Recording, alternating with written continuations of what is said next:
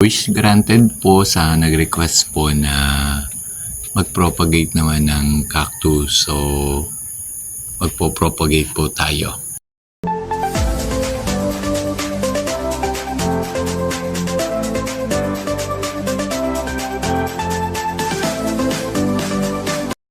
Magandang buhay po. For today's video po ay susubukan po naman natin na mag-propagate po naman ng mga cactus.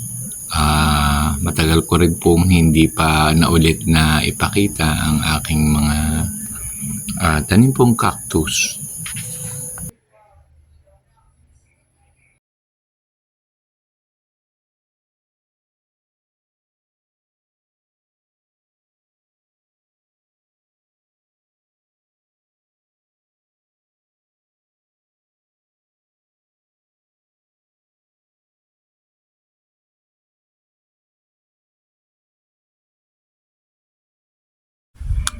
Ang mga cactus ko po ay nakalagay po o nakatanim po sa mga baso. Yan po mga baso ay mga bigay po ng mga co-teachers ko pag po may mga okasyon. Let's say po ay birthday, para pong giveaways, pag po may mga debut, para po pag Christmas po, kalimitan po ay mga baso ang binibigay. So nakaipon na po ako. Sa dami na po ng mga basong ibinibigay, kaya di na rin naman po masyadong magagamit. Kaya tinamnan ko po ng cactus at pwede ko rin naman po siyang i-giveaways naman po. Minsan po binibili po pag po may magdidibu. Parang po yun naman po ang binibigay po ng celebrant. Mostly po yung mga bisita pong napunta, kung sino-sino po, mga kaibigan, co-teachers, mga napagawi, napatingin po sa aking garden at nakikita po ang aking mga cute na cactus na nasa maliliit na pots. So bumibili din po sila. Mura lang naman po ang mga ito. Kaya po pag napapasyal po kayo din sa bahay, bili din po kayo ng cactus. Mura lang naman po. Cute na cute po. Pwede na po ninyong ipan-display sa inyong bahay. Marami na rin po ang matutuwa, masisiyahan na makita ang kanyang kakyutan. Hello po, gagawa po tayo ng ating pong paglalagyan po ng ating ipopropagate na cactus. Pwede po ang mga plastic po na ng soft drinks. So ang ginagawa ko po, kinakat ko po, pinuputol ko po para po dito ko po ilalagay yung pong ipopropagate nating cactus at palalakihin ko muna bago ko po i-transfer naman ho sa isa pong magandang pots para po kung may bibili po ay buhay na po at nasa maganda naman pong pots. So ganito po ang ginagawa ko sa plastic po ng soft drink. Pinuputol ko po. Ito po ang paglalagyan ko po ng propagate na cactus. Para po mga cute na cute po. Ganyan po.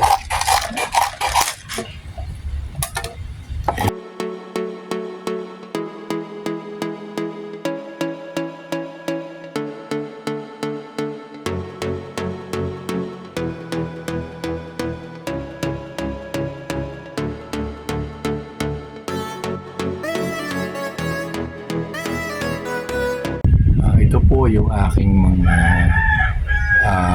nagawa po o nakat po na paglalagyan ko po ng ipopropagate po nating cactus.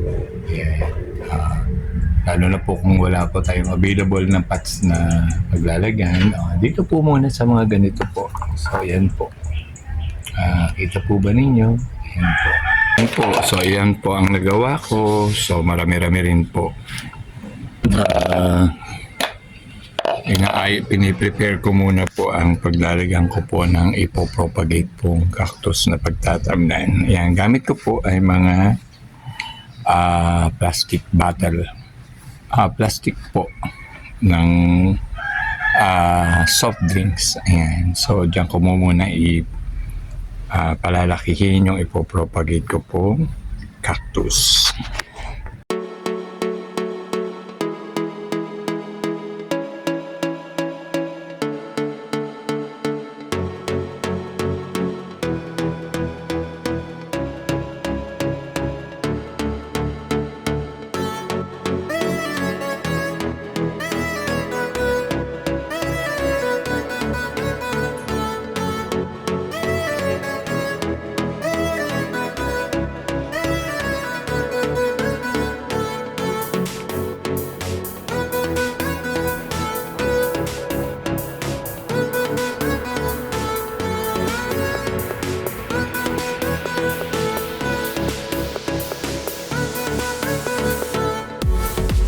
Naman po ang aking gagamiting mga sa pagpapropagate po ng cactus. So meron po ako nitong lagayan po ng extra pong lupa. So ito po ang mahalaga. Ito po para hindi po kung kukunin po natin ang babies po ng cactus, di po tayo matitinik. Yan, ito po ang gamit. Ito po naman ay pansalok po ng lupa. Ito po naman ay para po pagka may mga labis na lupa, madali po siyang para pong wawalisin. So ito naman po yung pag po tinagtag ko po yung cactus sa pots po na sobrang dami na. Ito po ang ipopropagate natin. Ayan po ang cactus. Kita po nyo, ang dami pong anak. So ito po ang ating paghihiwa-hiwalayin.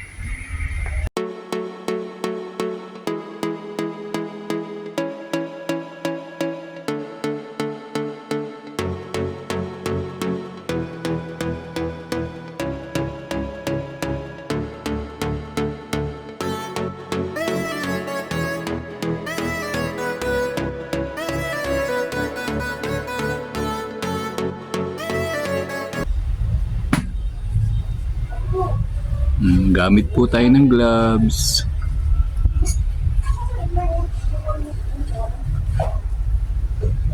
Pag nagpo-propagate po ng cactus, kailangan po ay naka-gloves.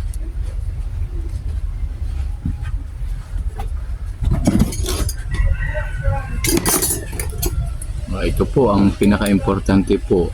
Una pong gagawin ay tatanggalin po muna natin yung mga babies para po madali pong may propagate. Pasensya na po kayo, may nagpupukpuk po doon sa aking likod at kasi po may pinagagawa pong bahay din sa tabi po ng aming kapod. Start na po tayo. Ito po, inaalis po ang babies. Gagamit po kayo nito para hindi po kayo masaktan.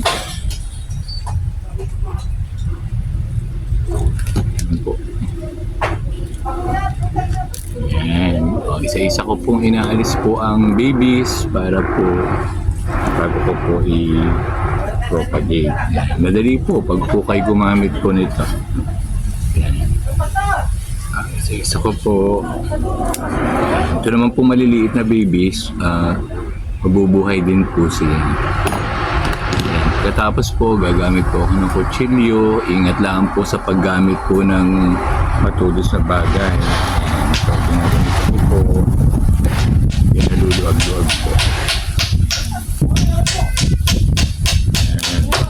Ayan po, naalis ko na po. Nagtag na po. Ayan. Nakatuwa po.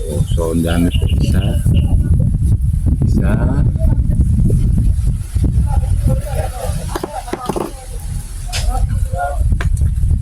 Dalawa, tatlo po. Yan po. Lagay ko po muna dito. Mamaya ko po siya yan po maliliit na babies. Lagay ko po muna dito sa lalagyan. So, ganun po muna ang proseso ang gagawin ko para po ulit ang proseso. Alisin po natin. ang ginagawa ko. Ito po ang gamit ko naman dito. Yan, nalagay ko po din ang lupa.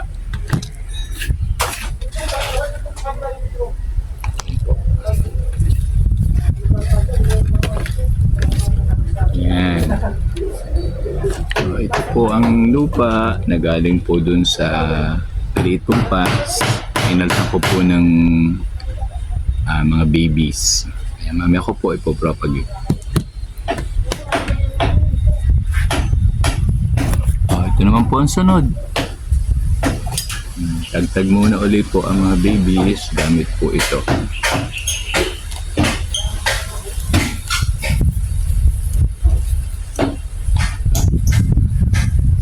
Hindi masakit.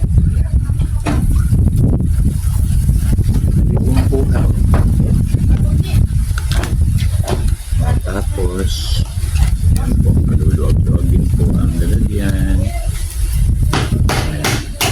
Yan po, natagtag ko na po ulit.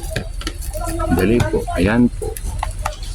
Yan, natagtag na po ulit. Dali po.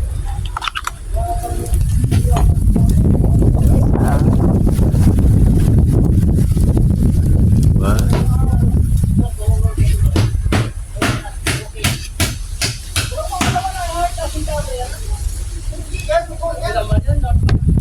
Tatlo.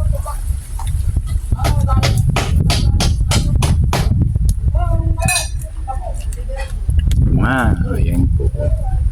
Nakatuwa po. So, ganun po ang ginagawa ko. Ito naman po yung maliliit.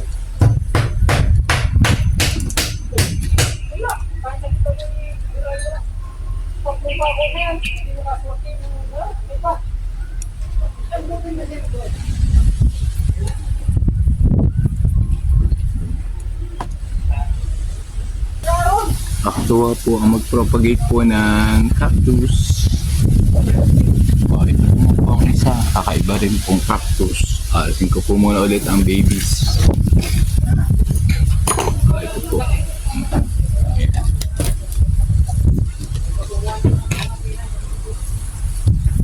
Yan. Dali pong tagtagin. Pag po nagamit po kayo nito.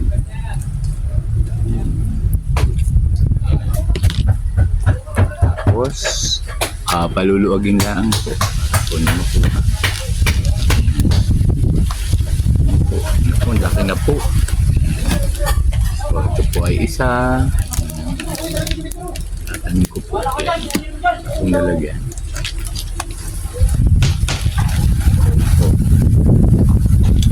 Matuwa po. Nakaliw po. Yung mga babies na aking nakuha dun sa mother nila, ito po yung mga nagsilaki na po na ipaglalagay ko po, ililipat ko po ng maliliit na pots o dini po sa mga recycled pong ginawa kong pagtatamnan para po mas mapadami. Since malalaki na po, isa-isa na lang po silang ilalagay para aanak pa ulit po. Ito naman po yung inuumpisahan ko na itanim na o i-propagate. Ito po yung kanilang ina. Ayan, nasa isa na pong cute na pots. Ayan, para po mga anak po ulit sila. Ito pa po yung iba na akin pong paghihiwa-hiwalayin para po mas lalo ko pa pong mapadami ang aking cactus. Yan, okay na po. Ito na po ang aking na-propagate na cactus. Yan. May solo po. Ito po yung mother. Ito po yung kanilang pinagkunan ko ng maraming babies. Yan po. Nakatuwa po. Ganda na po ng ma-propagate po at mapaghiwa-hiwalay. So, ito po yung mga babies. Ayan. So, palalakihin ko ulit. Pag medyo malaki-laki na at nagdami-dami na uli ng anak, akin po uling propagate. Ayan. So, pag po nasa ganito pong mga plastic na ano po ng soft drinks, pag naglakihan po, nililipat ko po dito at ito naman po ang binebenta ko po. Ayan, napaka-cute po. Nakakatuwa po. Ayan, so Madali lang po ang mag-propagate din po ng cactus. Basta po may gamit po kayong gloves. Meron din po kayo nung pinakamahalagang gamit na para po pangkuha po ng cactus na hindi kayo matitinik. Napakadali po, nakakatuwa po. So, yan po ang ating na-propagate pong cactus sa araw na ito.